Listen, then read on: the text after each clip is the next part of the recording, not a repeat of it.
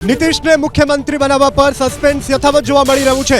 આ ચૂંટણી પરિણામોની વચ્ચે મોટા સમાચાર। નીતિશના નેતૃત્વમાં લડ્યા બિહારની ચૂંટણી, પરંતુ હાલ આજે સમાચાર પ્રાપ્ત થઈ રહ્યા છે। બિહાર ભાજપ પ્રભારી વિનોદ તાવડેનું આ મોટું નિવેદન અત્યારે સામે આવી રહ્યું છે। તો 5 પાર્ટી નક્કી કરશે મુખ્યમંત્રી પદનો ચહેરો, આ મોટી જાણકારી અત્યારે પ્રાપ્ત થઈ રહી છે।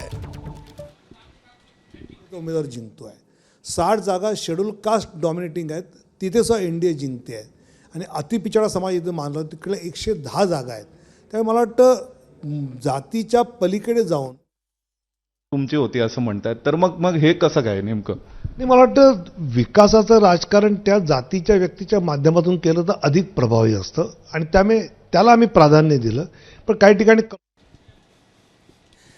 जी જે રીતે વર્તમાન સમાચાર પ્રાપ્ત થઈ રહ્યા છે એને લઈને એટલે વાત જ્યાંથી પતાવી હતી મેં છોડી દીધી હતી એ આગળ કરું કે કોંગ્રેસના ગઈ વખતે 9% વોટ હતા અને તેજસ્વી યાદવના 23% વોટ હતા। અત્યાર સુધીની ગણતરીની અંદર કોંગ્રેસને ઓલરેડી 8.60 જેટલા ઓલરેડી ટકા મળી ચૂક્યા છે અને પેલા ભાઈને 22.5% ઓલરેડી મળી ચૂક્યા છે। મને સમજાવો કે આ 78 રૂપિયા હતા અને 78 રૂપિયા જ છે તમારી પાસે, તો ચોરી કોની થઈને ક્યાં ગઈ? એ ચોર ગયો ક્યાં અને શું ચોરી ગયો? પહેલાં તો કહો મને, એ શું ચોરી ગયો? તમારા પર્સન્ટેજ જ્યારે ચોરીનો આક્ષેપ નહોતો લાગ્યો એ વખતે જે વોટ આવ્યા હતા એ જ પર્સન્ટેજ બરકરાર છે અને તમારા તેજસ્વી યાદવના પણ જે પર્સન્ટેજ હતા એ જ તમારા બરકરાર છે। તો પછીથી એટલા વોટ પર, એટલા પર્સન્ટેજ વોટ ઉપર ગઈ વખતે તમે જે સીટો જીતી શક્યા હતા એ સીટો આ વખતે કેમ ના જીતી શક્યા?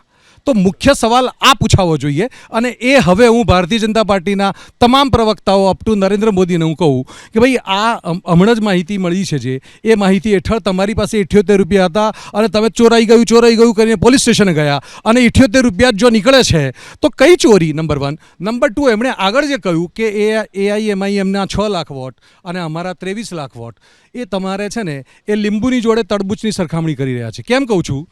કારણ કે તમારી પાર્ટી 61 સીટો લડી છે અને 23 લાખ મેળવ્યા છે, પેલો માણસ 25 સીટ લડ્યો છે અને એણે 6 લાખ મેળવ્યા છે। એટલે પર સીટ વાઇઝ તમે વોટ ગણી નાખો એટલે તમને ખબર પડશે કે શા માટે કોંગ્રેસને વોટ કોંગ્રેસે આપવો જોઈએ। હું પોતે પણ હું તે AIMIMને આપું જો, એટલે આઈડિયોલોજીકલી નથી કહેતો હું, જો બેટર પરફોર્મન્સ કોણે કર્યું છે એ એક જો માપદંડ હોય તો ભાઈ એમણે 25 સીટો ઉપર 6 લાખ ભેગા કર્યા છે, તમારા 61 ગુણ્યા 25 કરી નાખો તો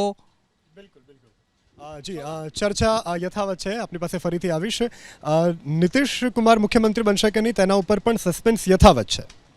देखिए, राजनीति में सस्पेंस हमेशा बना रहता है, लेकिन अभी भाजपा के प्रवक्ता ने बहुत स्पष्ट शब्दों में कहा था कि भाजपा गठबंधन धर्म को बहुत अच्छे से निभाना जानते हैं और मुझे नहीं लगता कि नीतीश कुमार के साथ इस तरह का कोई छल प्रपंच भाजपा की तरफ से होगा।